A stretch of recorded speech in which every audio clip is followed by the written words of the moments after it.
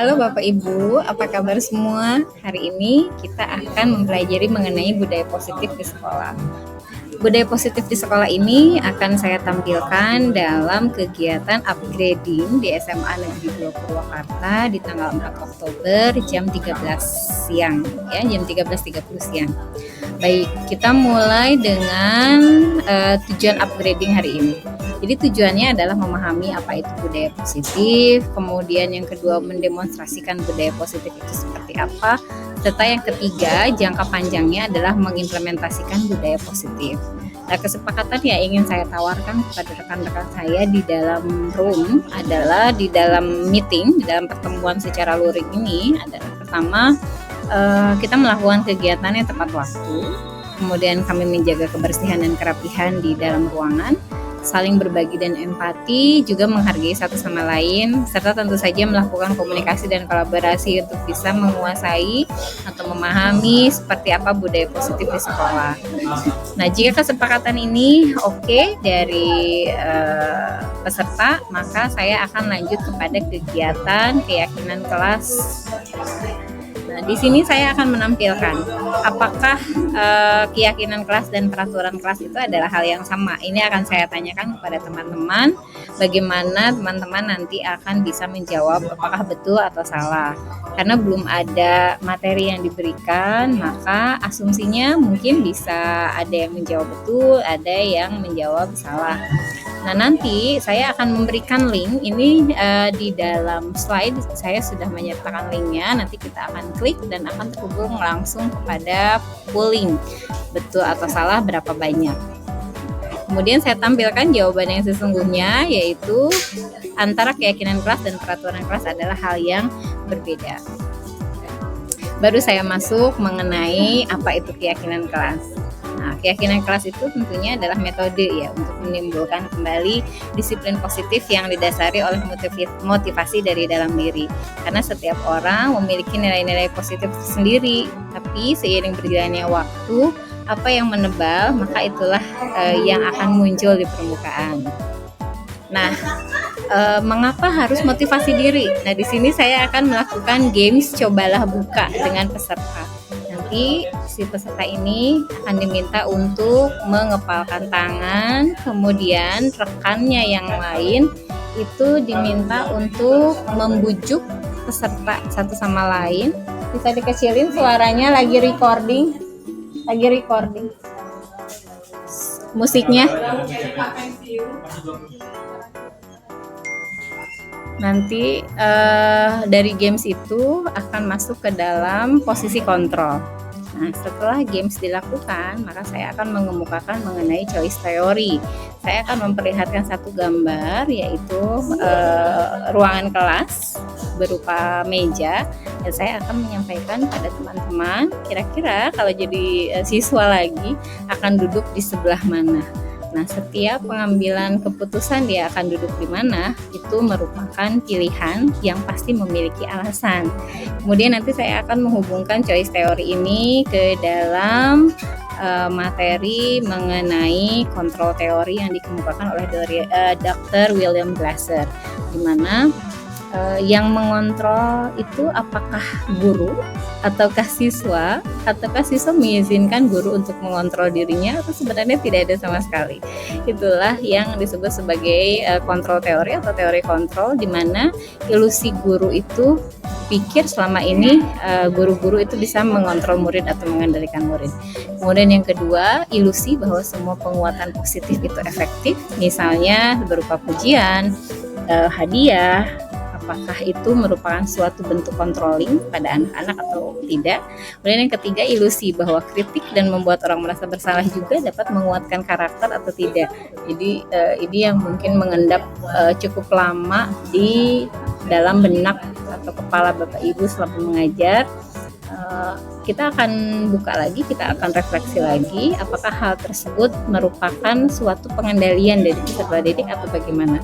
Kemudian yang terakhir adalah ilusi bahwa orang dewasa dalam hal ini adalah para guru memiliki hak untuk memaksa. Jadi seperti diberikan kekuasaan untuk memaksakan apa yang diinginkan oleh si guru kepada siswanya. Nah, ini semuanya adalah ilusi, bahwa sesungguhnya yang memegang kendali tetaplah si anak itu sendiri. Dari games yang kita lakukan tadi, bahwa siapapun tidak bisa memaksa seseorang untuk membuka ataupun menutup lengan untuk bisa mempertahankan apa yang dimilikinya dalam benaknya. Jadi semuanya itu atas izin dari si pemilik tangan itu. Artinya memang kontrol ini hanya bisa dilakukan oleh setiap individu. Apakah itu terlihat seperti orang lain yang memberikan pengaruh? Itu adalah ilusi.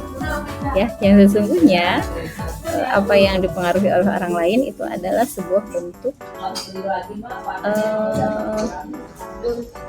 bentuk aktualisasi pengizinan orang lain untuk mempengaruhi dirinya. Artinya kan kontrol atau kendali yang mengizinkan itu bisa mempengaruhi hanya dirinya sendiri. Tapi kalau misalnya dirinya sendiri tidak memperkenankan orang lain untuk mengendalikan, maka dia akan take control sendiri.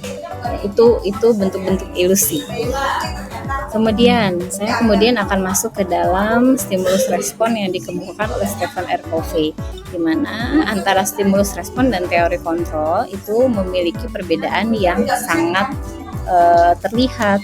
Kalau stimulus respon, kita memberikan stimulus kemudian orang lain merespon, maka perbedaannya adalah kalau stimulus respon itu realitasnya dianggap sama, kemudian semua orang melihat hal yang sama. Kemudian kita sebagai orang dewasa atau guru atau orang lain ini mencoba mengubah orang agar pandangannya sama dengan kita. Kemudian perilaku buruk itu dilihat sebagai suatu kesalahan, ya, bukan suatu hal yang perlu dievaluasi. Orang lain bisa mengontrol saya bisa mengontrol orang lain. Jadi ini adalah ciri-ciri stimulus respon, pemaksaan. Kemudian modelnya berpikirnya menang dan kalah. Jadi saya harus menang, orang lain harus kalah, dan sebaliknya. Tapi kalau teori kontrol ini, maka yang dipertimbangkan atau yang tampak adalah realitas kita itu berbeda.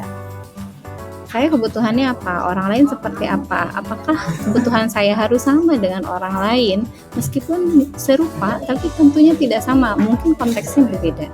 Kemudian setiap orang memiliki gambaran yang berbeda. Sudut pandang setiap orang itu berbeda. Ya. Kemudian kalau teori kontrol itu adalah kita berusaha memahami pandangan orang lain tentang dunia, sehingga akan terjadi pemakluman atau pemahaman bagaimana orang lain bertindak. Dan hanya kita yang bisa mengontrol diri sendiri dan tidak bisa mengontrol orang lain. Kalaupun misalnya itu terlihat seperti kita bisa mengendalikan orang lain, itu artinya orang lain itu mengizinkan dirinya terpengaruh, ya. Kemudian kolaborasi dan konsensus menciptakan pilihan-pilihan baru dan model berpikirnya akan win-win solution. Artinya apa yang menjadi kebutuhan mereka kita akan akomodasi, pun kebutuhan dari kita itu akan diakomodasi oleh lawan. Nah, itu adalah bentuk dari stimulus respon yang dikemukakan oleh Stephen R. Covey. Oke, dari sini saya akan mengajak rekan-rekan di dalam ruangan untuk bisa mengevaluasi atau bisa melihat kembali penerapan disiplin di sekolah. Apakah efektif? Apakah perlu ditinjau kembali? Apakah sesungguhnya arti disiplin itu sendiri? Nah, dari sini mungkin akan banyak jawaban-jawaban, mungkin iya, mungkin tidak perlu ditinjau, lakukan saja atau teruskan saja. Nanti saya akan berlanjut pada penerapan disiplin di sekolah. Nah, tadi kan di pertanyaan terakhir saya kemukakan apa sih sesungguhnya arti dari disiplin itu sendiri. Saya akan masuk ke pertanyaan apakah disiplin itu dimaknai selama ini sebagai sesuatu yang dilakukan seseorang pada orang lain untuk mendapatkan kepatuhan, ya atau tidak? Saya rasa bukan pasti ya, mungkin saja jawabannya banyak yang menjawab ya. Saya pun dulu seperti itu ya, menganggap bahwa disiplin adalah sesuatu yang kita lakukan pada orang lain agar orang lain itu patuh kepada saya. Tapi setelah mempelajari modul 1.4 ini, maka hal tersebut menjadi lebih terbuka pandangan saya, jadi lebih bisa melihat bahwa orang lain pun memiliki kebutuhan yang berbeda. Karena makna disiplin itu adalah kontrol diri, jadi self control. Nah, di sini saya akan mengemukakan pendapat dari Ki Hajar Dewantara bahwa mengenai disiplin, bahwa di mana ada kemerdekaan, disitulah harus ada disiplin yang kuat. Sungguh pun disiplin itu bersifat self-disiplin, yaitu kita sendiri yang mewajibkan kita dengan sekeras-kerasnya.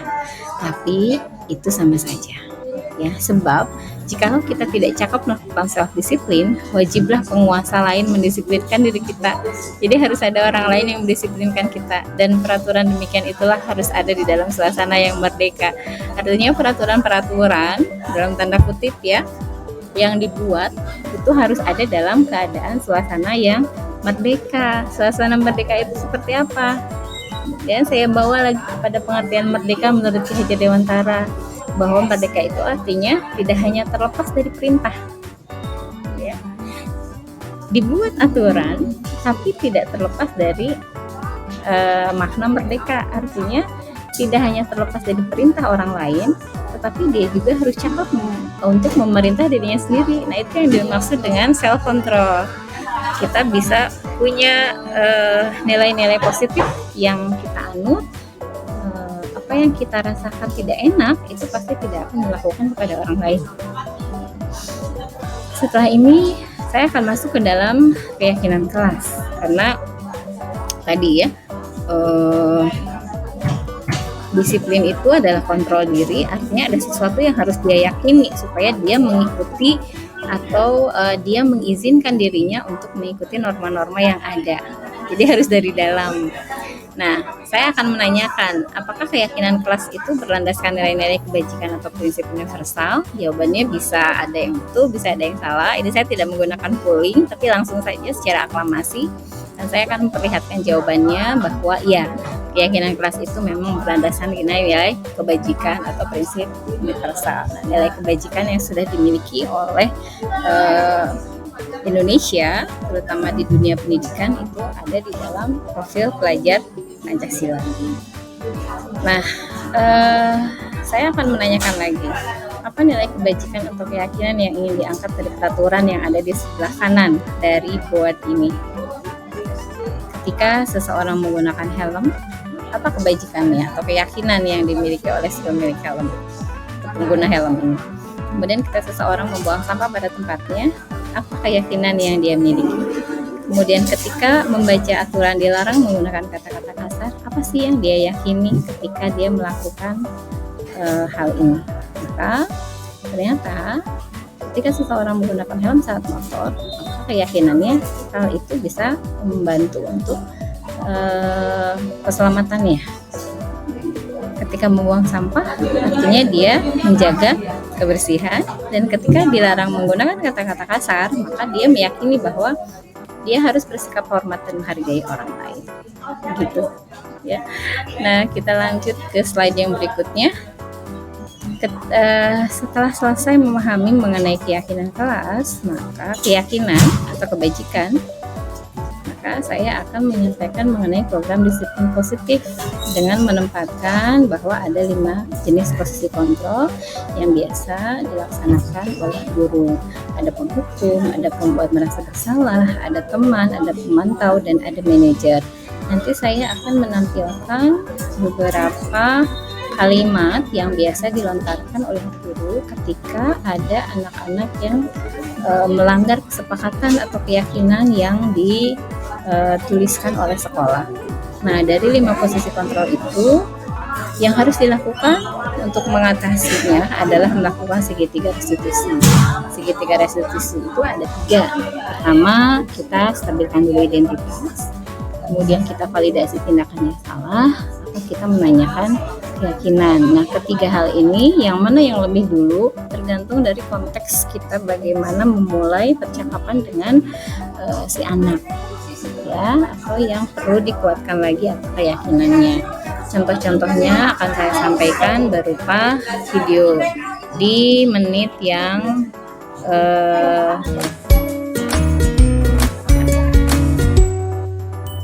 Salam dan bahagia Ibu dan Bapak guru hebat.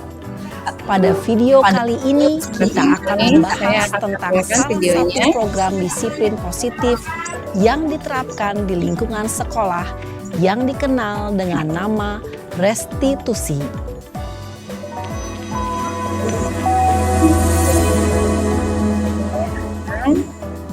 Beranjak ke slide berikutnya mengenai segitiga restitusi, di mana segitiga restitusi itu adalah tindakan yang digunakan guru untuk membuat murid memperbaiki kesalahan mereka dengan cara mereka sendiri, yang tentunya ini berdampak pada perubahan perilaku supaya siswa atau peserta didik ini bisa menjadi lebih baik lagi.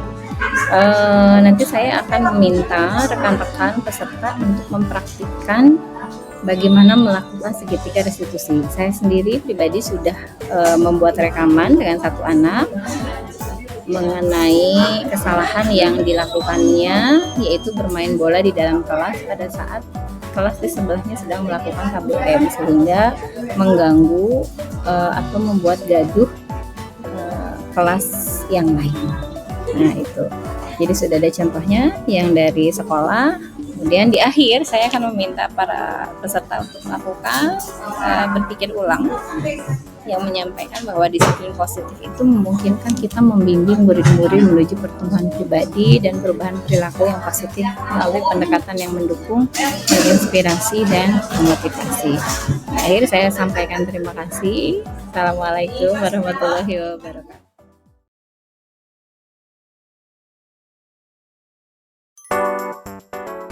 Jam pulang biasanya kayak siswa ya, kalau di jam pulang malah semangat. Boleh nanti kita ada games sebentar sih, nggak lama.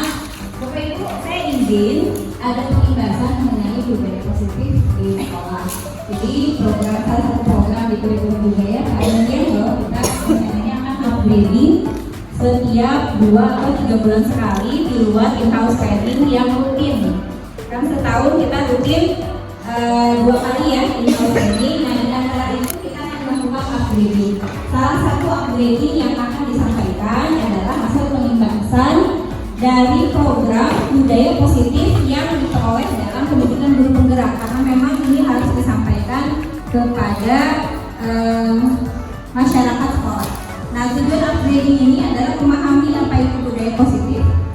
Kemudian yang kedua, mendemonstrasikan budaya positif, dan yang ketiga, lebih jauhnya, mudah-mudahan kita bisa mengimplementasikan budaya positif dalam proses pembelajaran sehari-hari.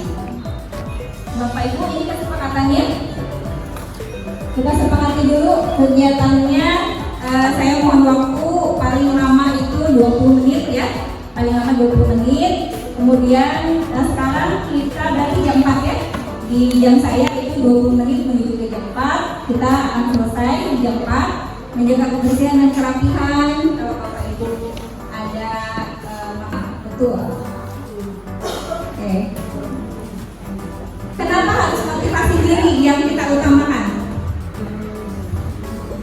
Ada yang bisa membantu saya? Bapak Ibu duduknya ada temannya nggak? Ada ya? Ada ya? Oh nggak ada. Nanti ditemani sama Ibu Atun. Bapak Ibu, saya mohon izin, ada satu orang di teman Bapak Ibu yang mengepalkan tangannya.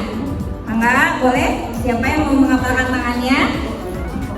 Bayangkan yang ada dalam kepala tangan Bapak Ibu adalah sesuatu hal yang paling berharga, paling bernilai, yang tidak mungkin ini mau di-share oleh Bapak Ibu kepada orang lain apapun yang terjadi. Oke ya? Udah dimasukin ke sini belum? Sudah? Masukin dulu, bayangkan.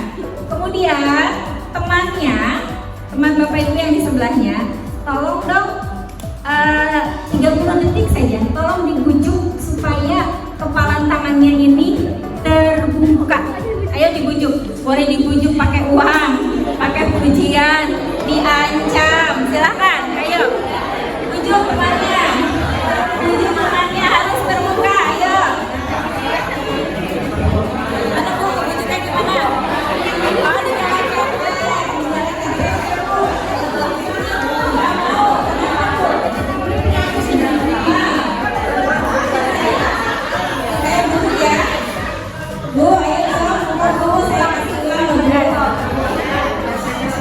Ini nanti saya tambahkan deh yang nantinya bakalan lebih bagus Bu. Tapi harus kasih untuk saya. Harus lihat bandingannya apa. Oke. Siapa yang berhasil membuka teman-temannya? Berhasil. Oke, kita lihat ya. Kita lihat yang berhasil membuka lengan temannya. Ibu yang kepala siapa? Ibu Suci. Yang membujuk Ibu Dia. Ibu Dia tadi membujuknya di mana? Kasih tahu dong. Takut itu mas.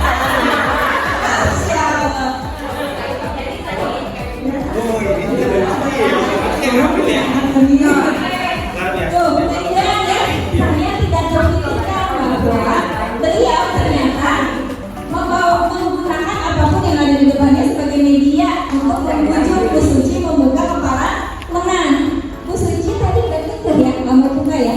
Tapi ketika dia mengatakan, Bu Suci tolong bukain dong. Kapitosnya akhirnya kepala tangannya terbuka. Tepuk tangan dong untuk yang berhasil membuka. Oke, Bu Suci, saya boleh tanya ya. Apakah Bu Suci terpengaruh oleh beliau? Terpengaruh karena takut sakit. Ketika beliau meminta untuk tolong dong. Jadi saya fokusnya ke gerakan.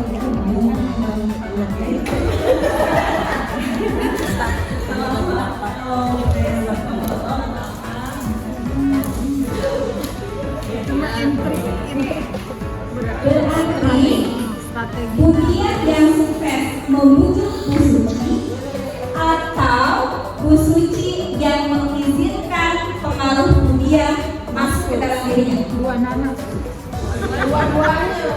Kalau misalnya saya ditanya Budian begitu, karena beliau kan baru saya ya dalam akal-akalan kan beliau baru saya. Jadi saya boleh dia gitu. Kalau diminta saya akan tangan tetap terkepal, saya kepit makanannya, saya buka pakai tangan kiri. Ya, baru pikirannya barusan dulu. Kalau dari kamu saya juga akan membukakan tangan. Coba, Bapak Ibu, berarti kontrolnya ada di mana? Kendalinya apakah ada di Bu Suci ataukah di Budiah Endah?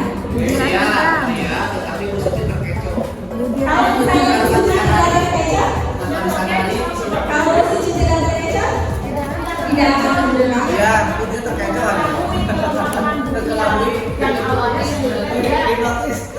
Oke.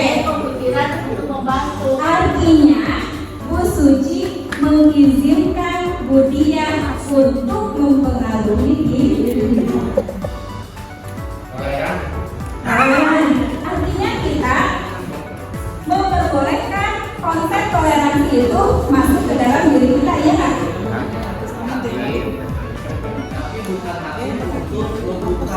Betul, bukan maksud.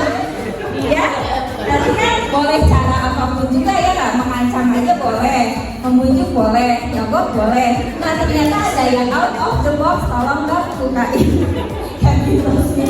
Akhirnya dia tahu bahwa ada hal yang harus saya lakukan dan mengizinkan pengaruh itu muncul dari luar supaya dia membukakan, Bu Suci membukakan tangannya.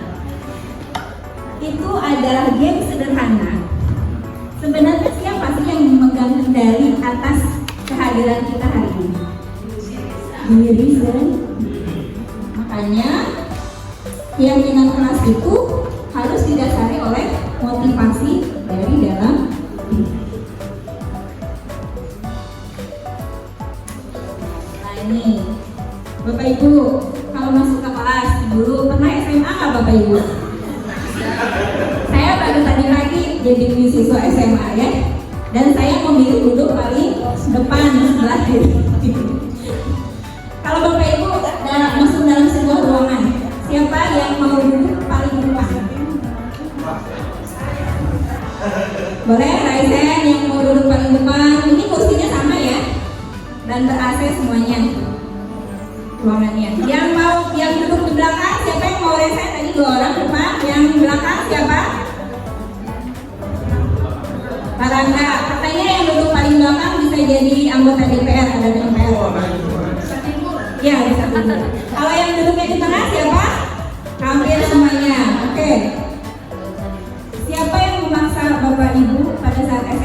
duduk di bangku yang pada saat itu dipilih? Tidak ada kan? Dan Bapak Ibu stay di tempat yang sama selama 1 tahun kan? Berarti motivasinya intrinsik. Ini adalah teori kontrol dari Dr. William Glasser, bahwa sebenarnya guru itu hanya manusia saja bisa mengendalikan diri. Sebenarnya siswa yang mengizinkan dirinya mengikuti apa yang diminta oleh guru. Ada tidak siswa yang memilih untuk tidak mengikuti saran gurunya? Ada nggak? Ada. Kumpulkan ya, jam 12 siang tidak boleh terlambat. Ada yang tepat waktu? Banyak. Ada yang tidak tepat waktu? Ada. Banyak juga. Berarti yang memilih mengizinkan untuk mengikuti saran adalah anak-anak yang tepat waktu, yang memilih untuk tidak, anak-anak yang tidak. Dan dua-duanya ada konsekuensi nggak? Ada konsekuensi.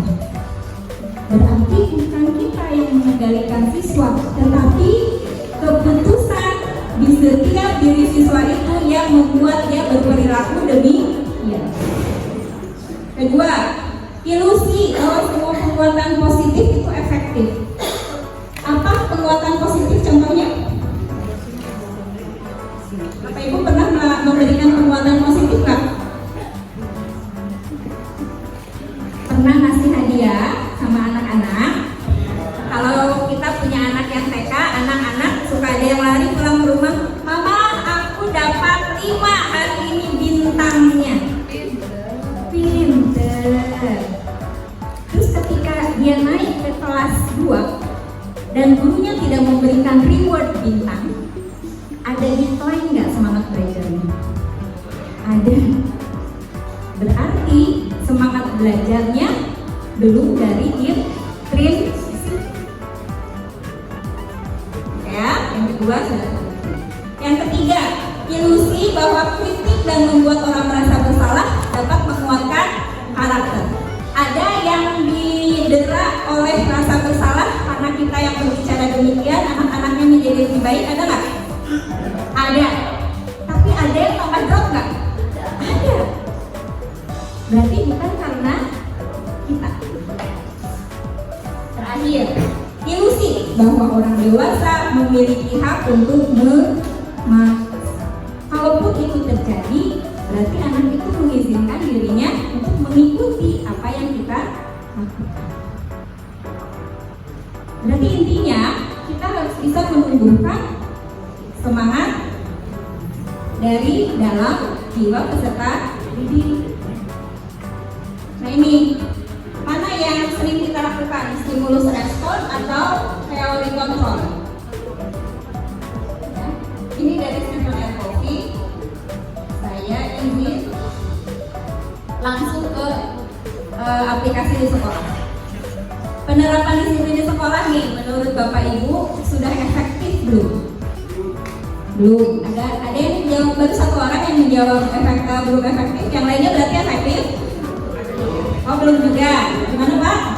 Sudah belum? Belum. Perlu ditinjau kembali tidak? Perlu. Mau kapan? Dibicarakan. Apa yang harus ditinjau? Dibicarakan juga. Apa sesungguhnya arti dari disiplin? Bapak Ibu, saya ambil satu pengertian disiplin. Selama ini termasuk saya, disiplin itu dimaknai menjadi sesuatu yang dilakukan seseorang pada orang lain untuk mendapatkan kepatuhan. Tolong dong bukain snack box-nya.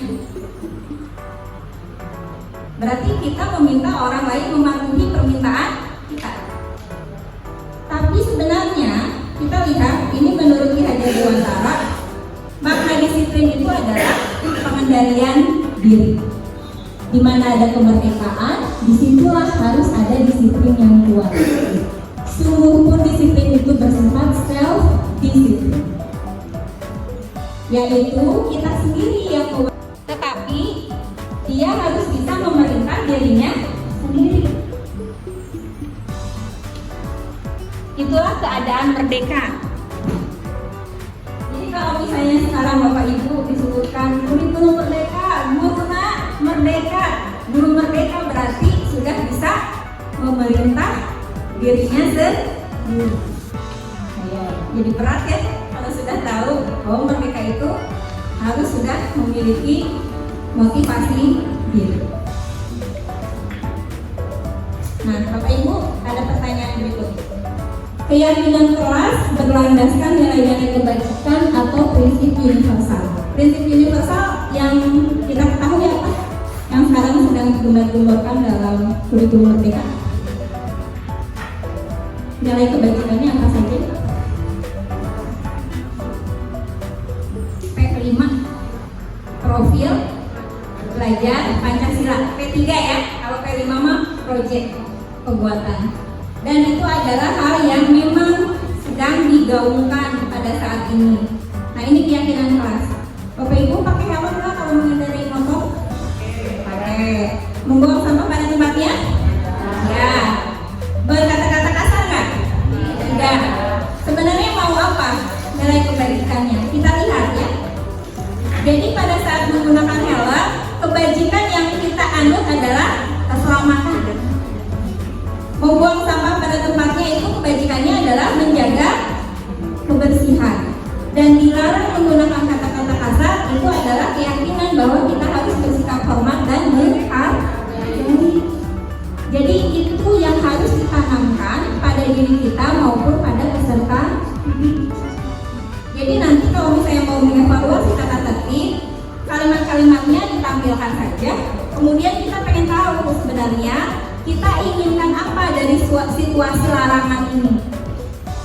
Apakah kenyamanan kelas, keseragaman, kekompakan, kolaborasi, menghormati orang lain, menghargai orang lain, atau apa? Itu awal dari refleksi. Kemudian, Bapak Ibu, pernah tidak Bapak Ibu melakukan waktunya sudah tinggal 3 menit lagi. Saya 3 menit lagi Bu. Jadi ketika anak-anak itu melakukan pelanggaran, yang dilakukan pertama kali oleh Bapak Ibu kira-kira apa? Menegur, kemudian memberikan sanksi. Kalau memberikan sanksi, kita menunggui siswa pada saat diberikan sanksi nggak? Kita nunggu nggak pada saat siswa itu diberi sanksi? Ditunggu nggak? Kalau ditunggu berarti kita termasuk ke dalam pemantau. Kalau diberikan sanksi, kita masuk ke dalam mana? Penghukum. Kalau tadi yang saya lakukan di kelas salah satunya, tolong ya bantu saya. Itu posisinya apa? Teman. Kalau membuat merasa bersalah gimana? Contohnya, gara-gara kamu saya jadi ekspresinya bikin anak merasa bersalah. Dan yang paling ideal adalah peran seorang manajer. Nanti saya akan berikan satu video yang sebenarnya sudah saya attach di sini, bisa ditonton oleh Bapak Ibu. Mau apa menonton dulu? Seperti apa seharusnya? Oh sorry, nanti saya kirimkan linknya saja ya. Nah, kurang lebih yang ada di dalam video itu adalah melakukan segitiga restitusi. Kita harus tampilkan dulu identitas bahwa kita memaklumi bahwa setiap orang pasti melakukan kesalahan. Jadi jangan didahului oleh judgment. Kemudian yang kedua, validasi tindakan yang salah. Tanyakan, ada hal lain yang bisa dilakukan yang bisa mengganti perilaku tersebut dengan sesuatu yang lebih positif. Jadi biarkan dia menjawab, si anak ini menjawab tindakan yang bisa diganti dari pelanggaran yang seharusnya tidak seharusnya dilakukan. Baru terakhir, menanyakan keyakinan. sebenarnya kamu ingin jadi anak yang seperti apa? Pasti jawabannya ingin jadi anak yang baik, berguna, dan lain-lain. Jadi seperti mengembalikan lagi kesadaran yang sesungguhnya, karena setiap orang itu ada dua sifat yang memang diberikan secara manusiawi ya, secara kodrati ada dua, yaitu kebaikan dan keburukan. Mana yang lebih tebal itu yang muncul pada saat ini. Jadi kalau yang sekarang yang terlihatnya lebih tebal itu yang negatif, bisa tidak kita tebalkan yang positifnya? Jadi kita harus lakukan dulu stabilitas identitas, validasi tindakan, dan menanyakan keyakinan apa yang sudah diberikan. Nah, artinya restitusi ini adalah tindakan yang digunakan guru untuk membuat murid memperbaiki kesalahan mereka dengan cara mereka sendiri. Jadi kalau misalnya menghukum, itu adalah tindakan yang mereka usulkan, bukan berasal dari kita, karena akan ada perbaikan. Jadi Bapak Ibu, disiplin positif ini memungkinkan kita membimbing murid-murid menuju pertumbuhan pribadi dan perubahan perilaku yang positif melalui pendekatan yang mendukung, menginspirasi, dan memotivasi. Bapak Ibu, ini baru pembukaan saja. Tadi seperti yang disampaikan oleh Pak Asidi bahwa untuk memulai sesuatu yang ingin kita capai, kita harus bekerja keras dulu ya. Mungkin kita baru dengar, bisa begitu seperti itu? Insya Allah bisa. Saya sudah mencoba dengan beberapa siswa dan ternyata muncul sendiri apa yang sebenarnya dia ingin lakukan dari aspek-aspek penebalan hal-hal positif dari dalam dirinya, tanpa saya memberikan hukuman apapun. Dan saya punya satu video dengan anak 47. Mungkin kalau saya ada yang berminat nanti bisa saya perlihatkan. Untuk sementara ini materi pengantar ya, Bapak Ibu, nanti kita bisa kembangkan diskusi di ruang guru. Mohon maaf saya lebih 4 menit di jam saya. WIB apa WIB Parangga? Waktu Indonesia bercanda. Baik, terima kasih. Saya tutup. Bapak terima kasih untuk menyimak. Bapak Ibu juga teman-teman sekalian saya tutup. Wabillahi taufiq wal hidayah. Assalamualaikum warahmatullahi wabarakatuh. Ibu Rizka, yang putih Ibu Rizka. Iya Bu. Wilujeng Sumping Sehat, Ibu Bu. Rizka. Sehat, Iya. alhamdulillah. Apa kabar Ibu Rizka? Alhamdulillah sehat Ibu. Maaf off kamera. Tidak apa-apa, ya. Baik Bapak Ibu, kita mulai saja. Bismillahirrahmanirrahim. Assalamualaikum warahmatullahi wabarakatuh. Waalaikumsalam warahmatullahi wabarakatuh.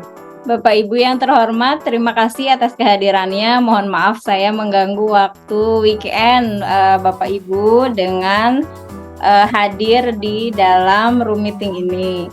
Bapak Ibu, seperti yang telah saya janjikan pada pertemuan hari Rabu yang lalu di sekolah, bahwa saya ingin berbagi mengenai praktek segitiga restitusi.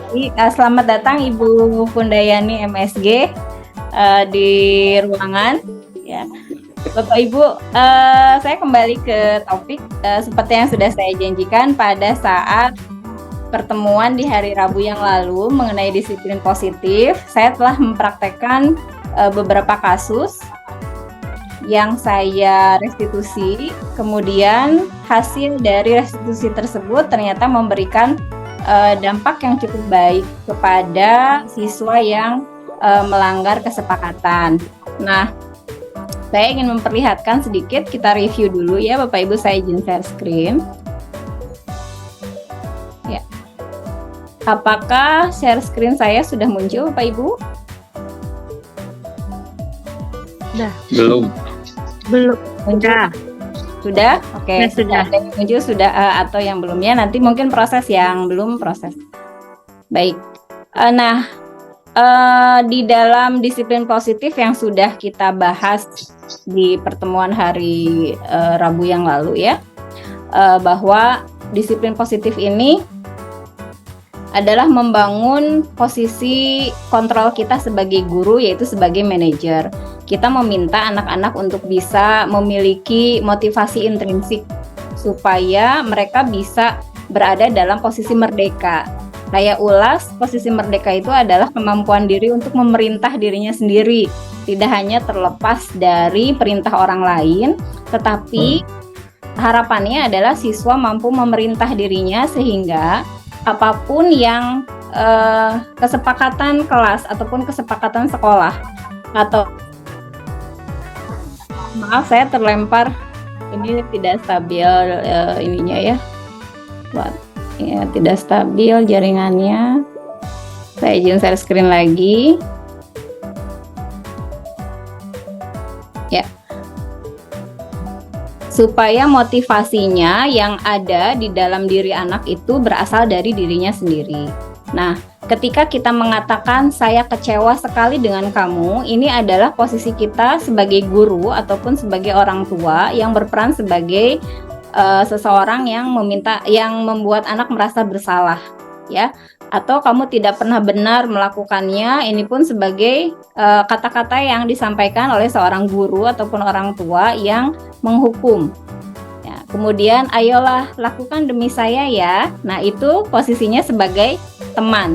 Nah, 3 contoh paling atas ini menunjukkan bahwa anak tersebut masih menggunakan motivasi eksternal untuk bisa melakukan kepatuhan terhadap apa yang disepakati di dalam kelas. Nah, kalau misalnya pertanyaan atau pernyataan yang kita kemukakan misalnya seperti contoh yang paling bawah, apa rencanamu untuk menyelesaikan ini? Nah, artinya kita sebagai manajer, sebagai yang membantu si anak untuk menyelesaikan masalahnya sendiri, itu membantu mereka untuk bisa menemukan apa yang sebaiknya mereka lakukan untuk mengatasi permasalahan yang dihadapi oleh si anak. Jadi kita memberikan kesempatan mereka untuk memberikan ide ataupun urun saran tanpa ada penekanan dari kita sebagai orang dewasa atau sebagai guru atau sebagai orang tua. Kalau pilih semuanya kalau pikirnya teh Bu Santi. Oke. Nah, segitu Indonesia. Iya, terima kasih Bu Santi. Nah, cara untuk bisa mengeluarkan motivasi intrinsik ataupun cara mengatasi anak supaya bisa mendapatkan insight bagaimana menyelesaikan permasalahan yang dia hadapi terkait dengan pelanggaran ataupun pelanggaran kesepakatan, maka kita bisa melakukan yang namanya segitiga restitusi. Segitiga restitusi ada tiga langkah. Pertama adalah menstabilkan identitas. Kemudian yang kedua adalah kita lakukan validasi tindakan yang salah. Dan yang ketiganya adalah menanyakan keyakinan. Contoh menstabilkan identitas itu adalah setiap, misalnya kita menggunakan kata-kata seperti ini. Setiap orang pasti pernah melakukan kesalahan. Tentu ya, pasti kita pernah melakukan kesalahan. Dan itu kita ungkapkan pada anak. Nah, pada saat itu kita menstabilkan identitas si anak bahwa kita memaklumi apa yang sudah diperbuatnya, apa yang sudah dilakukannya. Kemudian bisa juga dengan mengutarakan kata-kata, kamu bukan satu-satunya yang pernah melakukan ini. Ya, supaya anak itu tahu bahwa kita sebagai orang dewasa sudah tahu bagaimana cara menanggulangi ataupun memiliki pengalaman dalam memecahkan masalah tersebut. Tetapi nanti ada keyakinan-keyakinan yang sudah kita sepakati di awal yang akan diikuti oleh anak. Ya. Kemudian kita validasi tindakan yang salah. Misalnya dengan kata-kata, kamu tentu punya alasan mengapa melakukan itu. Artinya, apapun yang dilakukan oleh si anak, pasti tujuannya adalah untuk memenuhi kebutuhannya. Apakah kesenangan, ataukah kasih sayang, ataukah hal yang lainnya dari 5 kebutuhan si anak. Ya. Kemudian bisa juga dengan kata-kata, adakah cara yang lebih efektif untuk mendapatkan apa yang dibutuhkan? Kalau misalnya kesenangan, ternyata dia melakukan kesenangan itu malah melanggar kesepakatan, maka kita tanyakan, ada cara yang lebih efektif nggak sih ya untuk bisa mendapatkan kesenangan tersebut tanpa melanggar kesepakatan. Nah, ini bisa kita sampaikan. Kemudian yang ketiganya, kita lakukan segitiga restitusi dengan menanyakan keyakinan. Kita tanya keyakinan kelas apa yang sudah disepakati, kemudian mana yang dilanggar oleh si anak. Jadi kita tidak menunjukkan bahwa kamu salahnya ini, salahnya itu, tapi tanyakan kepada anak, karena kita membangun kesepakatan dengan anak-anak, artinya mereka ikut urun rembuk untuk menentukan itu, sehingga dia pasti tahu kesepakatan apa yang sudah dilanggar. Nah, ini pasti anak-anak bisa jawab. Atau dengan pertanyaan, kamu ingin menjadi orang yang seperti apa? Jadi seperti mengembalikan, menanyakan cita-cita apa yang diinginkan oleh si anak tersebut. Nah, ini secara teoretik seperti ini, dan saya sudah mencoba melakukannya kepada 2 kasus di sekolah, ya. Yang satu kasus di kelas 12 MIPA 7, dan yang kedua adalah kasus di 12 IPA 1. Di 12 IPA 7 ini kasusnya adalah anak-anak yang bermain bola di kelas. Ya, bermain bola di kelas kebetulan pada saat saya mengajar di kelas 12 IPA 6, jadi di sebelahnya. Nah, suara yang keras ini menyebabkan terganggunya proses belajar di 12 IPA 6, sehingga saya pergi ke kelas sebelah. Kemudian saya melihat keriuhan anak-anak yang sedang memain bola sepak di dalam kelas dan dipantul-pantulkan ke dinding, sehingga menimbulkan suara yang cukup mengganggu ke sebelah, ya, karena dinding yang berbatasan itulah yang langsung dijadikan sebagai tempat pemantulan bola, ya, jadi cukup bising.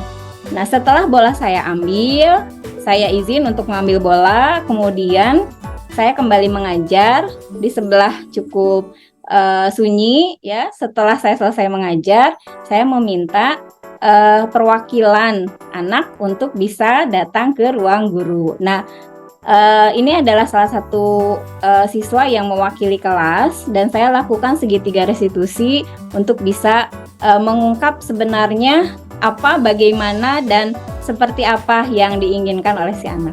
Nanti tolong disimak jika ada pertanyaan terkait contoh segitiga restitusi ini, Bapak Ibu bisa bertanya.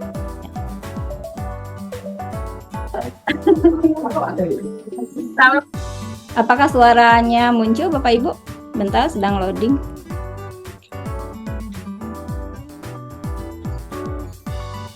Kenapa loading ya? Bentar. Kalau enggak, saya lewat video saja ya. Izin. Saya stop share.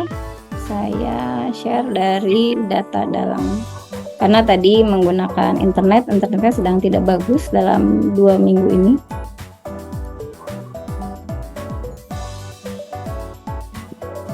Oke, saya izin share lagi. Videonya sudah nampak, Bapak Ibu?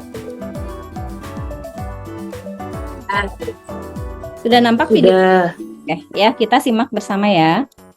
Sudah. Ya, tadi seru ya main bolanya. Sama banget di kelas tuh tadi, makanya saya tadi ke kelas, kemudian ternyata ngeliat ada yang lagi main bola, punya hobi main bola. Oke. Oh, dari kecil udah main bola, berarti punya football team. Oh, hanya hobi aja. Oke, good. Terus berarti tadi pelajaran saya di IPA 6 itu biologi, pada saat itu berarti di kelas nggak ada pelajaran apa? PJOK, ada terus nggak? PJOK sudah jelas, tapi yang sudah olahraga. Disuruh olahraga di lapangan. Bete nggak sih? Bosan nggak sih kalau nggak ada guru di kelas? Bete ya. Saya juga sih kalau di kampus bakalan bosan banget di kelas dan olahraga. Dan di kelas ada bola, ya nggak? Jadi pasti main bola. Terus Berarti kalau main bola itu buat ngilangin bosan ya? Bosan. Ada nggak sih alternatif lain kalau misalnya bosan itu nggak main bola di kelas? Tapi sama teman. Apa tuh yang di-offer? Aduh, keren banget. Ini punya sebenarnya cara efektif untuk itu ya. Kita punya kesepakatan kelas kan ya. Di kesepakatan kelasnya kita harus berjawab. Kita juga harus tepat waktu. Dan yang terakhir adalah menghormati orang lain. Kira-kira yang mana nih yang keyakinan kelas atau kesepakatan kelas yang bangga dengan hati orang lain. Kalau misalnya kamu di posisi karena terus teman kamu menjadi juga, kira-kira kamu enak lah. Enak ya? Kedepannya kamu akan bagaimana supaya bisa menghargai. Kalau misalnya terjadi lagi kekosongan itu nggak ada tugas. Saya akan coba lebih tahu area yang lain dan juga yang baik. Jadi main bolanya di kelas tetap mau main bola di kelas? Enggak, Ibu. Oh enggak. Tetap main hobi ya, main bola sebagai hobi tetap ya. Tapi di masuk ya. Jadi kita kesepakatan dan keyakinan ketiga itu kita sepakat nggak boleh lagi dilanggar ya. Saya jadi orang yang lebih baik kok. Saya yakin kamu bisa. Makasih ya sudah mau ngobrol sama saya. Ya kedepannya saya yakinlah kamu bisa jadi orang yang jauh lebih baik dari banget ya. Terima kasih, silakan kembali ke kelas. Sama-sama. Oke. Nah, ya, itu adalah salah satu contoh bagaimana melakukan segitiga restitusi. Jadi pada saat saya menanyakan, anak menyampaikan bahwa di kelas itu kosong, tidak ada tugas. Tugasnya tugasnya itu dari gurunya supaya anak melakukan olahraga di lapangan. Nah, saya memaklumi bahwa jika tidak ada guru, kemudian tidak ada tugas, saya pun pasti akan merasakan hal yang sama, gitu, ya. Saya mengatakan bahwa kalau saya pasti bosen saat nggak ada guru, sama saya juga pasti bosen kalau nggak ada guru. Mau itu ada tugas, apalagi jika nggak ada tugas, ya. Mungkin saya juga bakalan main bola kalau saya hobinya main bola, bener nggak? Nah, itu adalah cara saya menstabilkan identitas si anak. Ya, jadi saya melakukan pemakluman bahwa jika saya dalam posisi si anak pun saya juga akan melakukan hal yang sama. Di sini kita jadi paham bahwa anak melakukan pelanggaran kesepakatan itu pasti ada alasannya. Jadi ada kebutuhan kesenangan yang ingin dia penuhi. Kemudian saya juga mengatakan pada anak, oke deh, saya nggak mau kita nyari penyebab kegaduhan karena main bola tadi. Saya hanya mau tanya, apa kamu punya ide lain agar kebosanan kamu itu teratasi jika terjadi lagi kekosongan guru mapel di kelas? Nah, di situ saya lakukan validasi tindakan yang salah, ya. Saya mau validasi bahwa wajar bosan, tapi ada alternatif lain tidak yang tidak melanggar kesepakatan. Nah, di sini anak cerita bahwa bisa sih Bu, saya sharing di kelas, ngobrolin masa depan katanya gitu ya dengan teman-temannya. Nah, artinya kan sebenarnya bisa dilakukan hal yang lebih baik ya, yang lebih positif daripada main bola di dalam kelas. Nah, di sini anak sudah menyampaikan bahwa dia punya alternatif itu. Kemudian di bagian terakhir saya menanyakan keyakinan pada anak. Kita kan punya 3 kesepakatan kelas ya, yaitu pertama menghormati orang lain, datang tepat waktu, dan bertanggung jawab. Ketika saya tanya keyakinan kelas mana yang dilanggar pada saat kejadian tersebut, anak paham bahwa dia sudah melakukan pelanggaran tidak menghormati orang lain. Jadi dia kesepakatan kelas yang dilanggarnya adalah menghormati orang lain. Nah, di sanalah anak-anak ini disadarkan pemahamannya bahwa yang dilakukannya itu mengganggu orang, tidak menghormati orang lain, padahal ada hal-hal positif yang bisa dilakukan pada saat jam pelajaran kosong atau tidak ada guru di kelas. Nah, itu contoh dari segitiga restitusi. Ada contoh lain di kelas 12 MIPA 1. Ini agak panjang ya Bapak Ibu, tapi kurang lebih sama bahwa ketika kita saya izin stop share. Saya kembali lagi ke Canva.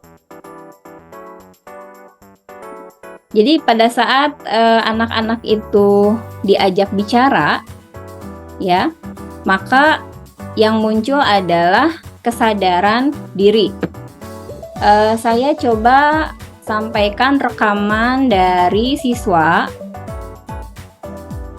respon siswa pada saat saya minta pendapat mereka setelah di restitusi.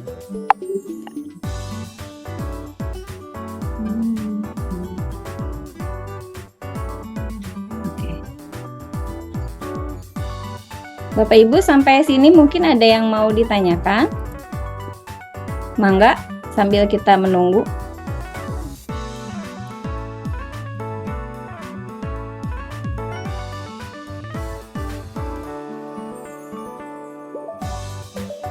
Bentar, saya izin. Ini. Assalamualaikum warahmatullahi wabarakatuh. Oh, boleh. Siapa dulu? Ibu Nia dulu ya, Pak. Izin Ibu Nia dulu, Pak. Boleh? Silahkan. Boleh, Ibu Nia. Ya, terima kasih. Perkenalkan saya kemarin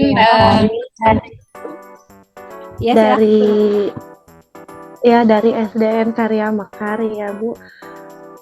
Jadi segitiga restitusi itu kan proses menciptakan kondisi bagi peserta didik untuk memperbaiki kesalahan mereka sehingga mereka bisa kembali pada kelompok mereka dengan karakter yang lebih kuat. Jadi sebenarnya bukan di SMA saja ya Bu Anissa, kejadian seperti itu ya, seperti main bola di kelas. Di kami pun juga mengalami hal yang sama. Biasanya di waktu jam istirahat. Gitu.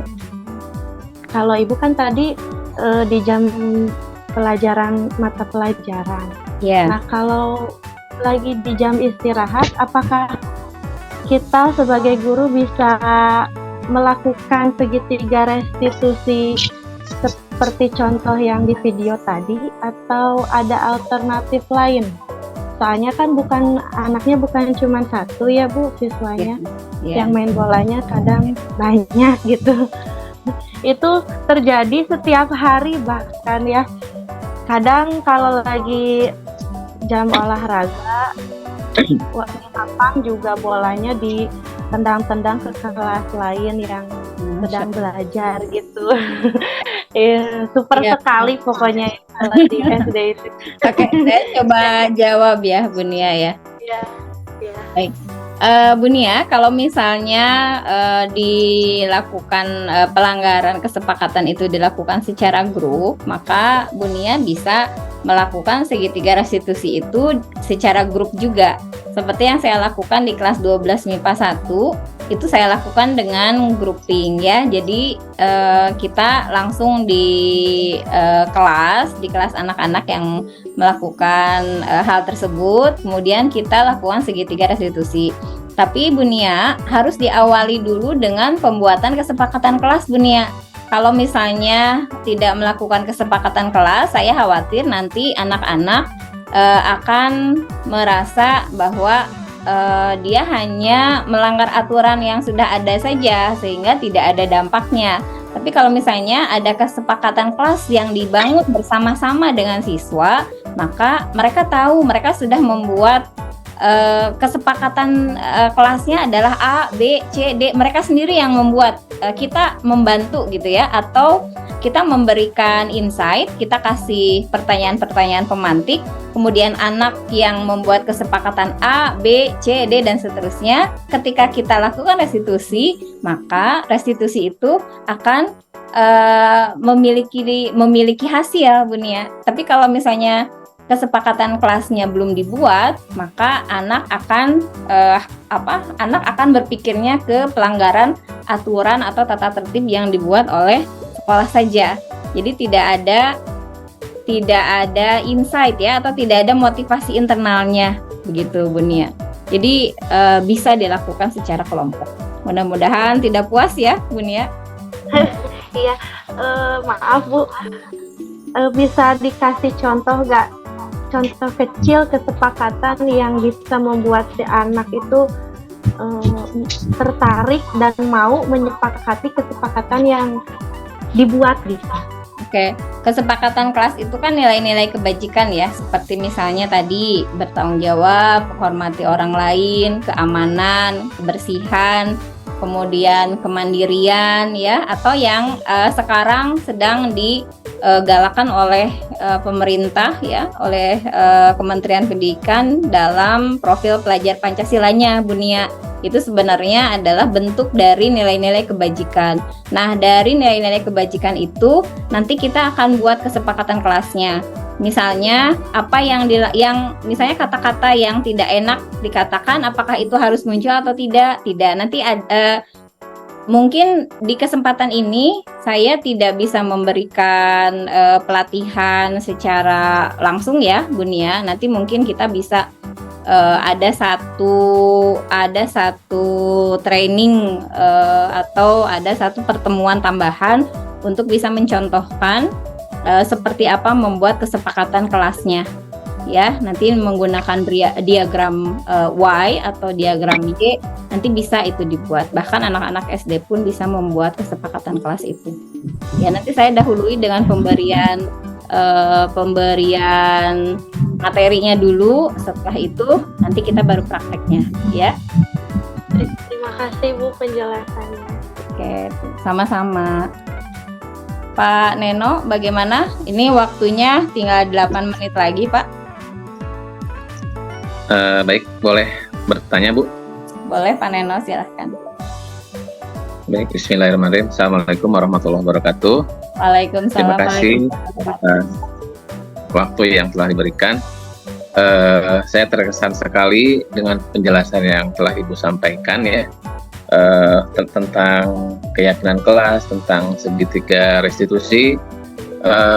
Di sini ada sebuah perubahan ya. Apabila ini dilaksanakan, maka yang terlihat dari anak-anak yang tidak biasa dengan aturan akan beralih ke kesepakatan. Nah, kemudian yang tadi saya juga sangat terkesan dengan yang Ibu sampaikan bahwa budaya positif ini menimbulkan menumbuh kembangkan motivasi intrinsik. Jadi tidak, mereka itu melakukan itu karena motivasi dari dalam dirinya, bukan karena motivasi ekstrinsik ya.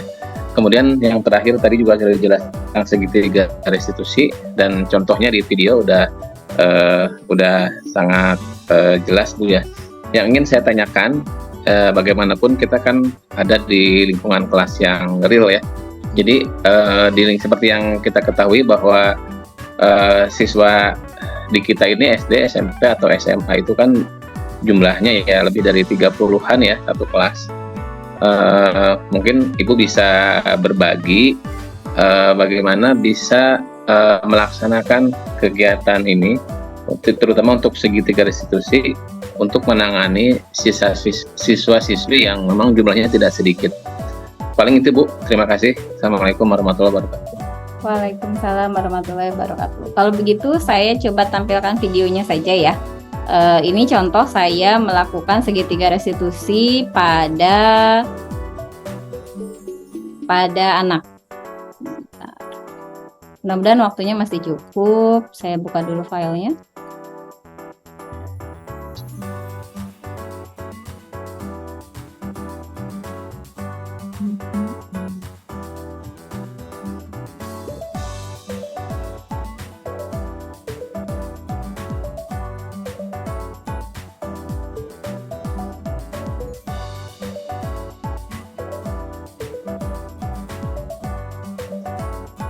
Mudah-mudahan terlihat filenya. Ini waktunya 7 menit lagi.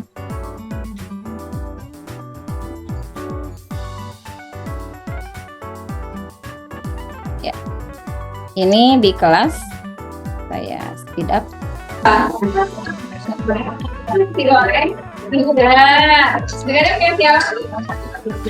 Jadi ini karena dia anak-anak ini menyalakan musik terlalu keras sehingga saya meminjam dulu speakernya. Kemudian saya ngobrol dengan anak-anak alasan-alasan mengapa saya mengambil speaker itu dulu. Kemudian saya lakukan segitiga restitusi. Ini di kelas ya, jadi pelanggaran yang melibatkan banyak siswa.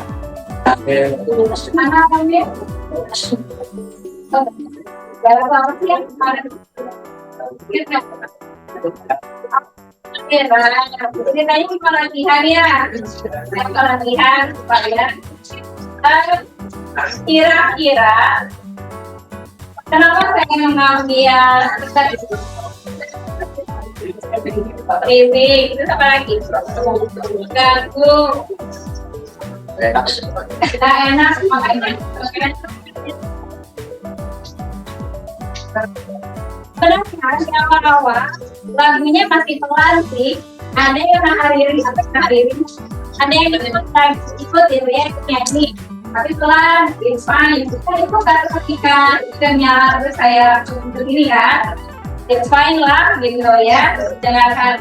Tapi yang terjadi adalah volumenya bertambah, ya, yang nyanyinya juga tambah keras, ditambah lagi ya ngobrol.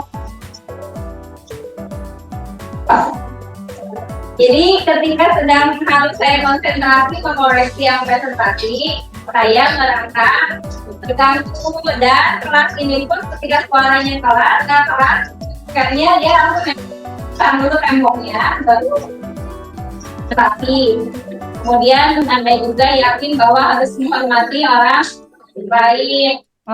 Kemudian pengen tapi kemudian Anda juga yakin bahwa harus menghormati orang baik. Dan keyakinan keras lain. Kira-kira dari keyakinan keras yang kamu pegang, yang mana yang dilanggar? Yang menghargai orang lain? Gimana? Yang lain setuju kan? Setuju. Melanggar itu yakin, mengakui. Boleh saya tanya alasan Anda menyalakan speaker itu apa? Kemarin udah tahu nggak? Oh begitu makanya lagi kenapa menyalakan jempol? Oke jempol. Saya juga kalau jempol mungkin akan melakukan hal yang sama. Ada tugas nggak kalau jempol? Nggak ada tugas sama sekali, apalagi nggak ada tugas. Saya juga pasti atau mungkin melakukan hal yang serupa. Kira-kira kalau tidak menyalakan speaker atau ngobrol atau tidak dekat, ada hal lain yang lebih positif saya bisa dilakukan. Misalnya apa? Nah, apa-apa kadang-kadang suara pelan-pelan ini. Oh my god. Nah, serius nih. Sekarang aja kan jawabannya begitu ya. Saya izin percepat ya. Ya, dan tidak ada. Nah, saya juga mungkin akan begitu. Akan begitu juga. Atau ngobrol HP. Ya, atau dengan saya pakai apa? Ya, tinggal share aja Spotify-nya dengan grup 12 5 1. Oh, lihat. Sekarang ini belajar beli makanan, ya, beli makanan. Asal jangan melanggar keyakinan yang berlebihan ya. Jadi dibuang, ada boleh? Ada yang jadi orang siapa? Cuma saya kita jadi orang sukses, tapi kita tidak menghormati orang lain. Kalau Anda punya seseorang yang Anda kagumi, dalam artian kesuksesan yang Anda kagumi, keberhasilan yang kamu kagumi, beliau juga pasti pernah membuat kesalahan. Tetapi yang membuat orang itu sukses apa? Memperbaiki kesalahan.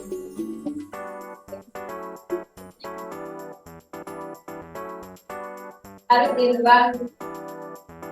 Ya, alhamdulillah. Baik, kurang lebih seperti itu ya, Pak Neno maupun Ibu Nia. Contoh sederhananya dari satu kasus yang dilakukan secara berkelompok. Artinya itu tetap bisa kita lakukan. Catatannya, kita harus awali dulu memang di kelas itu kita punya kesepakatan kelas.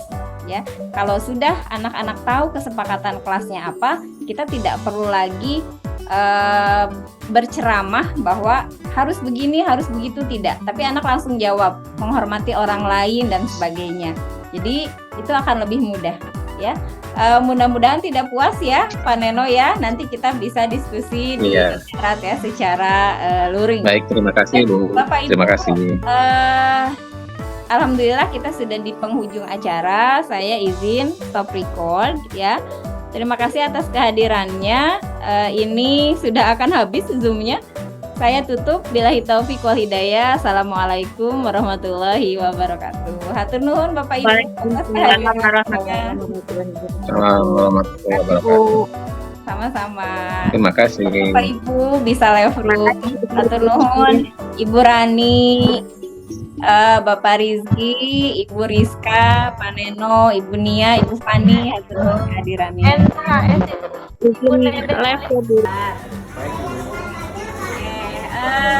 Tadi seru ya main bolanya.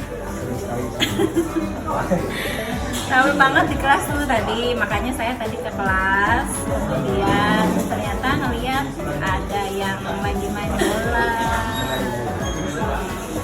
Punya hobi main bola?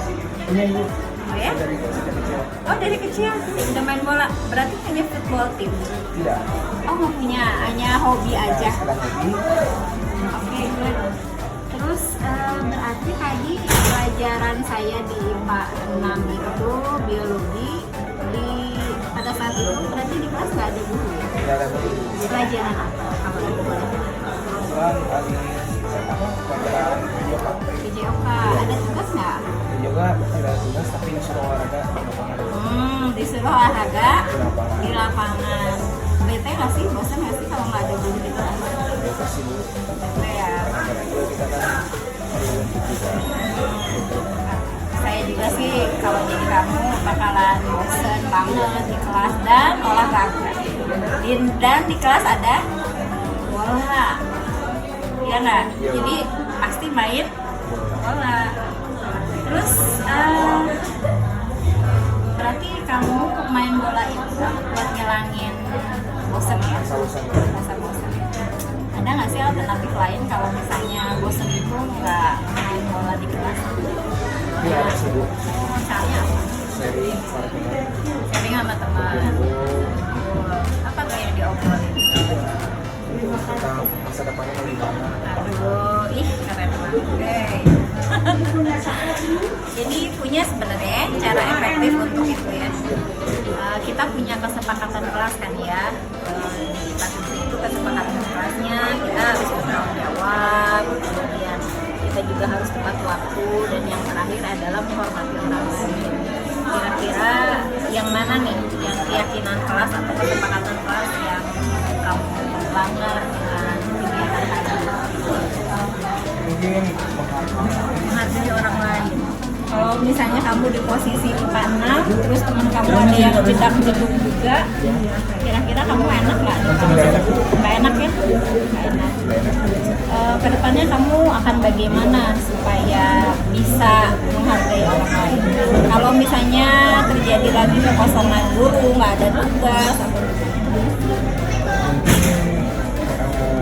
saya akan coba lebih tahu cara untuk menghargai orang lain ya. Dan juga melakukan aktivitas yang sangat begitu begitu baik.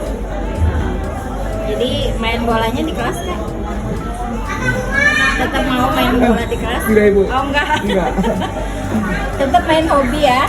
Main bola sebagai hobi tetap ya. Tapi di Ini lapangan. mantap ya. Jadi kita kesepakatan dan keyakinan tiga itu dia sepakat nggak boleh lagi dilanggar ya. Saya bisa jadi orang yang lebih baik kok. Saya yakin kamu bisa. Makasih ya sudah mau ngobrol sama saya. Ya kedepannya saya yakinlah kamu bisa jadi orang yang jauh lebih baik dari hari ini. Semangat ya. Makasih. Silakan kembali ke kelas. Sama-sama.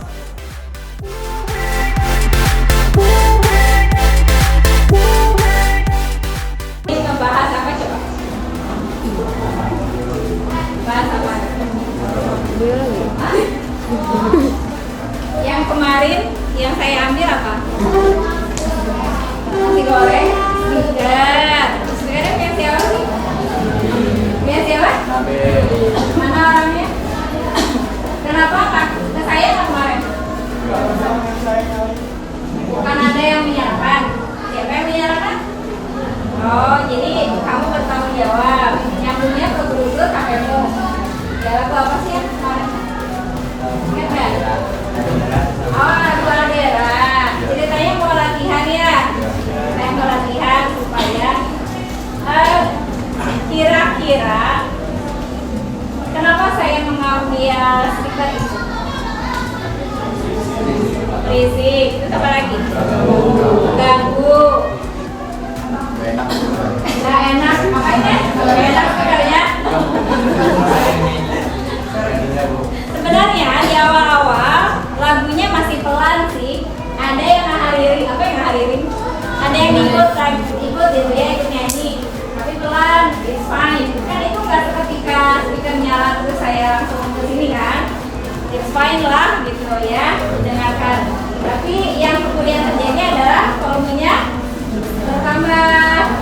Kemudian yang nyanyinya juga tambah keras, ditambah lagi yang ngobrol. Jadi ketika sedang harus saya konsentrasi mengoreksi yang presentasi, saya merasa terganggu dan kelas ini pun ketika suaranya keras, akhirnya dia langsung nengok ke arah pintu. Kenapa bisa kedengaran banget ke sana itu? Karena pintu lebih tipis daripada tembok. Jadi suaranya tembus. Nanti lagi pasang dulu temboknya, baru detail speakernya. Dari kesepakatan kelas yang kita miliki kan kita inginnya disiplin ya. Semuanya kita pengen disiplin. Kemudian pengen rapi. Kemudian ada juga yakin bahwa harus menghormati orang lain dan keyakinan kelas lainnya. Kira-kira dari keyakinan kelas yang kamu pegang, yang mana yang dilanggar? Yang menghargai orang lain? Gimana? Yang lain setuju nggak? Setuju. Melanggar itu? Yakin? Mengakui? Boleh saya tanya alasan Anda menyalahkan speaker itu apa kemarin? Boleh tahu nggak? Oh, lagi tidur katanya. Lagi. Kenapa menyalahkan? Jam kos. Oke, jam kos. Saya juga kalau jam kos mungkin akan melakukan hal yang sama. Ada tugas nggak pada jam kosnya? Nggak ada tugas sama sekali, apalagi nggak ada tugas. Saya juga pasti atau mungkin melakukan hal yang serupa. Kira-kira kalau tidak menyalakan speaker atau ngobrol atau membuat kegaduhan, ada hal lain yang lebih positif nggak yang bisa dilakukan? Misalnya apa-apa nggak kedengeran suaranya pelan-pelan ini. Bikin KTI, oh my god, bisa serius nih. Sekarang aja kali jawabannya begitu ya. Selain bikin KTI, apa hal positif yang bisa kamu lakukan supaya jam posnya tidak melanggar keyakinan yang tadi kamu sebutkan. Salah satunya melanggar menghormati orang lain gitu kan. Tidur termasuk ke dalam pelanggaran nggak? Tidak ya, karena memang jam kos dan tidak ada tugas. Saya juga mungkin akan begitu, akan tidur juga atau ngobrol HP ya, atau dengerin musiknya pakai apa? Ya, tinggal share aja Spotify-nya dengan grup 12 IPA 1. Oh kelihatan Ibu lagi nyetel lagu Aldera, nyanyi yuk bareng gitu dalam hati. Garang. Oke, saya memaklumi kok. Ya pasti ya, namanya jam kos nggak ada tugas, pasti yang muncul adalah lagu. Kalau misalnya terjadi jam kosong lagi dan tidak ada tugas lagi, apa kira-kira yang akan Anda lakukan? Tidur aja. Apa yang kamu yakini itu tidak akan melanggar keyakinan aja? Tidur. Apa lagi? Ngaji. Masya Allah. Beda emang ya kalau udah pernah ngeliat Ka'bah. Hidayah bergelombang. Apa lagi? Belajar. Apa? Beli makanan. Ya, beli makanan. Asal jangan melanggar keyakinan yang kebersihan ya. Jadi dibuang sampahnya. Boleh? Anda ingin jadi orang seperti apa di masa yang akan datang? Sukses. Bisa tidak kita jadi orang sukses tapi kita tidak menghormati orang lain? Kalau Anda punya seseorang yang Anda kagumi, dalam artian kesuksesannya yang Anda kagumi atau keberhasilannya yang kamu kagumi, beliau juga pasti pernah membuat kesalahan. Tetapi yang membuat orang itu sukses apa? Memperbaiki kesalahan.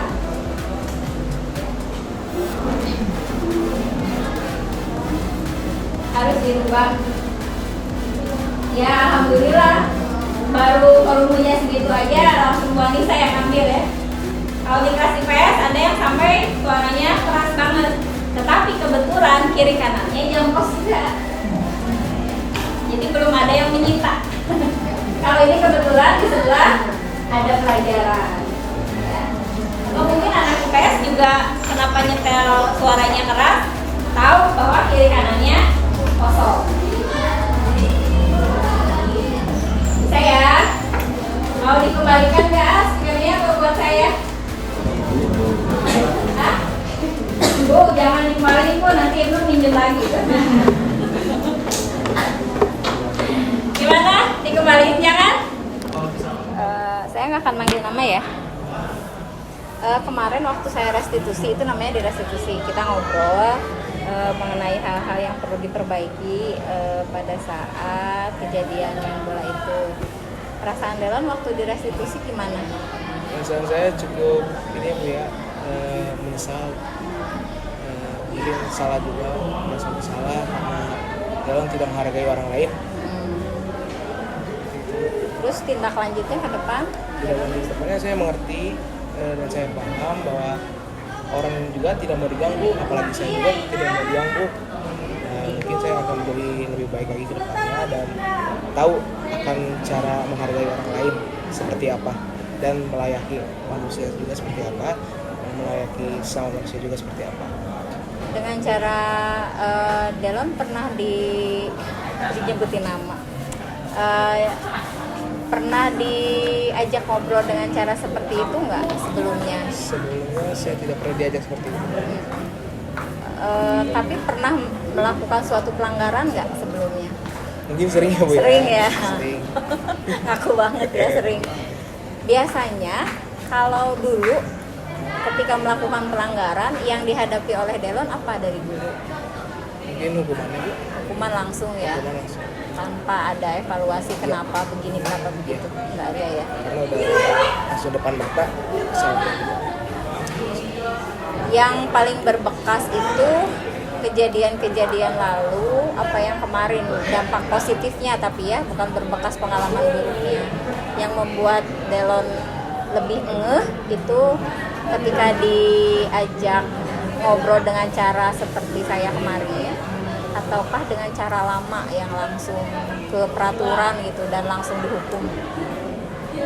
Mungkin langsung ke hukuman ya Bu? Itu lebih berbekas. Iya, lebih berbekas karena takut akan terjadi lagi. Berarti karena takut ya? Iya, karena takut tapi bukan karena kesadaran. Iya. Bukan. Kalau yang kemarin itu lebih ke kesadaran atau enggak? Lebih kesadaran sih. Jadi tidak akan mengulangi lagi. Iya. Oke, itu aja yang ingin saya ketahui. Baik Ibu. Mohon ya, Delon ya. Kemarin pernah tidak dilakukan restitusi seperti kemarin? Restitusi itu yang saya lakukan kemarin ketika kita mengkonfirmasi pelanggaran di dalam kelas. Ada yang pernah seperti itu, tidak tindakan guru, BP maupun sekolah ke proses pelanggaran sepanjang yang dialami. Dengan seperti yang caranya sama kayak ibu atau berbeda? Ya kurang lebih seperti itu. Kalau yang kayak ibu sih mungkin belum pernah sih Bu. Biasanya kalau misalnya untuk menegur anak dan membuat agar kita sadar itu mereka sih beberapa guru tuh yang pernah memarahi kelas kita karena kesalahan kita itu ya langsung bilang atau mungkin beberapa tuh cuman kayak marah yang benar-benar kayak cuman lewat chat doang yang kayak misalnya bapak atau ibu gak suka kayak gini kalian dan gak ini sih berbeda sih caranya jatuhnya lebih ke kayak jatuhnya gak enak kayak kurang nyaman. Jadi kalau menurut aku sih ya aku lebih setuju sama yang cara ibu yang kayak begitu daripada yang lain tuh menurut aku kayak bapak atau ibu merasa kalian tuh nggak sopan, kalian tuh seharusnya nggak gini, kalian tuh malah jatuhnya tuh ceramahin. Beda ya Bu, kalau cara yang ibu sama yang ceramahin tuh kan beda kan. Ceramahin kan kayak kalian tuh nanti tuh gini nanti tuh kalian tuh masa depannya bakal gini, kalian tuh bakal jadi rusak kalau kalian kayak gini. Padahal menurut aku sih ya emang bakal memicu kemungkinan kelakuan kita bakal kayak gitu masa depan, tapi menurut aku sih nggak terlalu sebesar itu gitu Bu. Itu kan permasalahan gitu. Yang diperlukan ketika kita berbuat salah itu sebenarnya apa?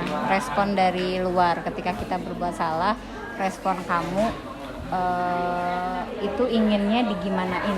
Saya sebagai orang yang salah, saya sebagai orang yang salah sih tentunya saya melaksanakan kewajiban saya dulu, yaitu meminta maaf. Dan setelah itu yang sebenarnya yang diharapkan sih pasti semua orang kan pengennya dimaafin ya Bu, dimaafkan dan diberikan bukan konsekuensi sih, tapi bagaimana caranya kita agar lebih ke solusi sih Bu. Kalau misalnya tergantung kan semua masalah kan banyak ya. Kalau misalnya masalahnya kayak saya merusaki barang, dia beritahu sebaiknya kamu seperti ini, ya kan saya enak, orang yang diajak, orang yang bermasalah juga enak gitu Bu. Sama-sama selesaikan masalahnya.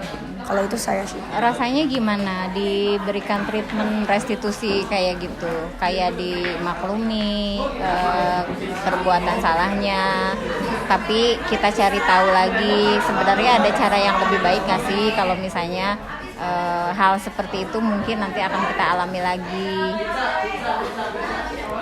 Kalau misalnya dari saya sendiri, saya mungkin orang lain bisa berbeda Bu. Kalau saya sendiri sih yang saya dapatkan itu saya lebih menyadari kesalahan. Dan saya menyadari dan saya mungkin akan istilahnya kalau di dalam otak saya itu akan disimpan sticky note Bu. Kalau misalnya terjadi seperti ini, hasilnya bakal seperti ini. Jadi jika peristiwa itu akan terjadi lagi, saya akan mengingat apa yang terjadi. Saya akan mengingat istilahnya kayak perkalian ya Bu. Saya jadi hafal apa jawabannya. Kalau saya melakukan ini nanti pasti jawabannya kayak gini, nanti akan mengganggu orang lain lagi. Jadi sebaiknya saya tidak akan melakukannya lagi. Jadi mungkin saya jadi lebih sadar bahwa kita orang lain ketika terganggu karena sikap kurang hormat kita pada orang lain, jika kita dalam posisi itu juga kita pasti akan merasa terganggu ya, ikut merasakan juga ya. Jadi solusinya ke depannya anak-anak bisa lebih membaca situasi ya. Kapan sebenarnya kan nggak dilarang ya nyetel lagu, kan nggak ada yang ngelarang. Hanya ketika situasinya memang tidak pada tempatnya itu yang bermasalah. Ya, oke. Thank you Raisa ya. Sama-sama Bu. Assalamualaikum warahmatullahi wabarakatuh. Berikut adalah refleksi dan rencana tindak lanjut dari aksi nyata modul 1.4. Refleksi yang saya dapatkan pertama adalah saya mendapatkan kesadaran akan pentingnya kerjasama. Jadi salah satu refleksi pertama adalah pemahaman mendalam tentang pentingnya kerjasama antara guru, siswa, dan orang tua. Penerapan keyakinan kelas dan segitiga restitusi perlu diciptakan untuk kolaborasi yang kuat. Kemudian refleksi yang kedua adalah saya mendapatkan insight mengenai peningkatan kesadaran akan dampak psikologi siswa. Artinya hal ini telah membuka mata saya terhadap dampak psikologis yang mungkin dapat terjadi pada siswa akibat pendekatan yang otoriter dan bersifat hukuman. Siswa yang merasa dihargai dan didukung itu cenderung lebih termotivasi dan merasa aman dalam belajar. Kemudian yang ketiga, saya mengakui bahwa penting munculnya motivasi intrinsik. Melalui penerapan ini, saya semakin mengakui bahwa motivasi intrinsik adalah faktor kunci dalam pembelajaran yang berarti. Siswa yang merasa memiliki kontrol atas pembelajaran mereka dan merasa dihargai cenderung memiliki motivasi intrinsik yang lebih kuat. Dan saya juga semakin menyadari bahwa perubahan kecil sekecil apapun merupakan awal dari perubahan. Terkadang perubahan besar dimulai dari perubahan kecil dalam sikap dan praktik sehari-hari yang diterapkan. Penerapan disiplin positif dapat menciptakan perubahan positif, bahkan jika terlihat dalam tindakan-tindakan kecil. Pada akhirnya, refleksi yang terakhir ini, saya siap menjalani perubahan. Hal ini telah memotivasi saya untuk terus belajar dan berkembang. Saya merasa lebih siap untuk melatih dan mendalami lebih lanjut tentang cara menciptakan budaya positif di sekolah. Penerimaan bahwa pembelajaran adalah proses yang berkelanjutan adalah refleksi penting dari penerapan ini. Rencana tindak lanjut yang akan saya lakukan dari proses pembelajaran dan refleksi di modul 1.4.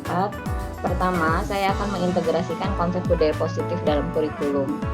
Salah satu tindak lanjut yang penting yaitu mengintegrasikan konsep budaya positif, disiplin positif, dan motivasi perilaku manusia ke dalam kurikulum sekolah. Hal ini dapat mencakup perubahan dalam cara pengajaran, penilaian, manajemen kelas. Dilakukan hal ini untuk menciptakan lingkungan yang mendukung perkembangan siswa. Kemudian yang kedua, pelatihan lanjutan dan pembelajaran kolaboratif.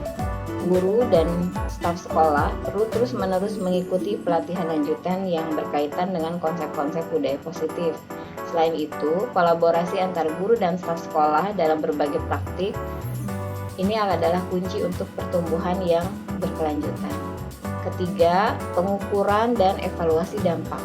Penting, saya pikir, untuk mengukur dampak dari penerapan konsep budaya positif. Ini bisa dilakukan melalui survei, pengamatan kelas, analisis data, hasil belajar, dan lainnya. Evaluasi berkala ini akan membantu mengidentifikasi apakah perubahan positif itu sudah terjadi dan apakah ada yang diperlukan perbaikan-perbaikan. Keempat, pentingnya keterlibatan orang tua dan masyarakat. Nanti saya akan mencoba memasukkan program yang lebih spesifik lagi untuk menciptakan budaya positif di sekolah. Misalnya dengan melakukan seminar, pertemuan, dan diskusi dengan orang tua. Kemudian yang kelima adalah pengembangan perangkat penilaian sikap dan kebajikan.